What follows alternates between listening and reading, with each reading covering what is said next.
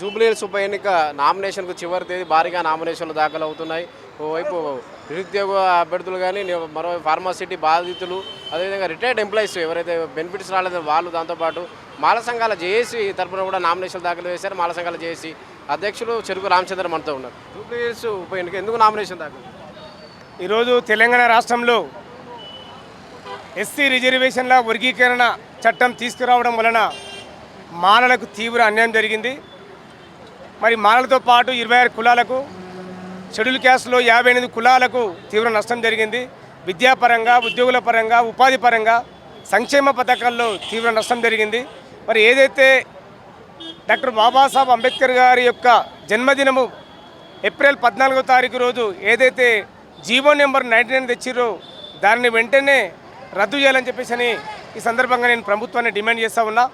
ఎందుకంటే డాక్టర్ బాబాసాహెబ్ అంబేద్కర్ గారు షెడ్యూల్ కులాలను ఈ దేశంలో ఉన్నటువంటి 1262 కులాలను, మరి రాష్ట్రంలో ఉన్నటువంటి 59 కులాలను, మరి ఏదైతే అన్టచబిలిటీ, వివక్షత, గుడికి బడికి దూరంగా ఉంచబడినటువంటి కులాలను ఒక షెడ్యూల్లో చేర్చి వాళ్లకు హక్కులు, రిజర్వేషన్లు కల్పించినటువంటి బాధ్యత డాక్టర్ బాబాసాహెబ్ అంబేద్కర్ గారిది.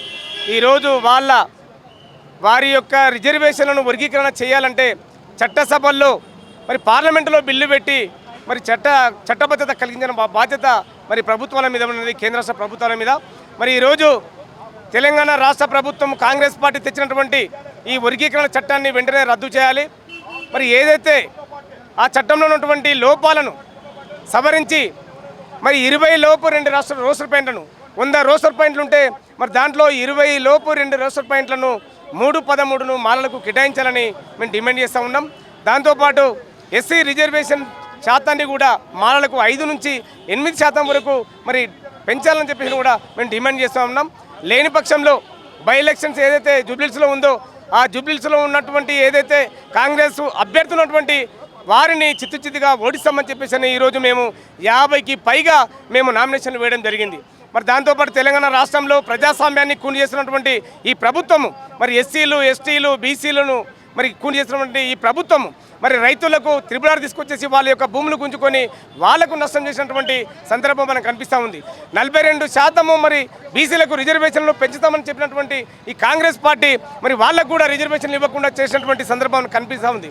అదేవిధంగా నిరుద్యోగులకు మరి ఉద్యోగాలు ఇవ్వకుండా గ్రూప్ 1, గ్రూప్ 2లో కూడా మరి అవకతవకలు జరిగినామని చెప్పేసి ఏదైతే ఉందో విద్యార్థులు కూడా ఈరోజు వచ్చి మరి ఇక్కడ నామినేషన్ వేయడం జరిగింది. కాబట్టి ఈ ప్రభుత్వం చేస్తున్నటువంటిది పద్ధతి విధానం కరెక్ట్ లేదు. మరి వారి యొక్క వైఖరిని మార్చుకోవాలి. మరి అందరికీ కూడా మరి వారు చేసే పనుల మీద కూడా విరక్తి వచ్చేసింది. తెలంగాణ రాష్ట్రంలో మరి ఏదైతే మరి ఈ అన్యాయం జరుగుతుంది, ఈ అన్యాయం మీద మరి ప్రభుత్వం స్పందించి అందరికీ న్యాయం చేసే దిశలో మరి ముందుకు రావాలి. లేని పక్షంలో స్థానిక ఎలక్షన్లు ఏదైతే వస్తాయో తెలంగాణ రాష్ట్ర వ్యాప్తంగా 33 జిల్లాలు కూడా మేము తిరిగి కాంగ్రెస్ పార్టీని బొందబెట్టడానికి కంకణం కట్టుకున్నాం. తెలంగాణ రాష్ట్రం మాల సంఘాలు చేశామని చెప్పేసి ఈ సందర్భంగా నేను గుర్తు చేస్తా ఉన్నా. ఇప్పటికైనా ముఖ్యమంత్రి గారు మరి ఏదైతే రోస్టర్ పాయింట్లు 20 లోపు 2 రోస్టర్ పాయింట్లు కేటాయించాలని డిమాండ్ చేస్తూ ఉన్నాం. అదేవిధంగా 5 నుంచి మరి 8% రిజర్వేషన్ పెంచాలని మేము డిమాండ్ చేస్తూ ఉన్నాం. జై భీమ్, జై భీమ్.